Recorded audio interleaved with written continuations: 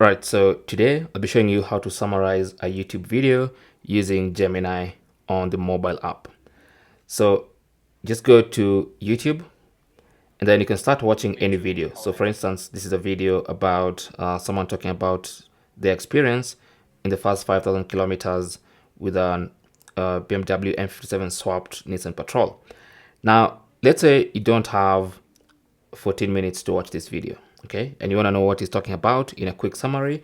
You can see right here we have this little Gemini icon, so you tap on it and then you can ask questions about that specific video, or you can have Gemini summarize the video for you. So you can type here summarize the video, or you can use one of these prompts if you want to. So I'm going to use a prompt, and then Gemini is going to attempt to summarize the video for you. So in a short while, you can see it says the video provides a 5,000 kilometer recap of a Nissan Patrol Y61 with the M57 swap engine, detailing the good experiences and challenges faced. So basically, it tells you what that video is about, okay?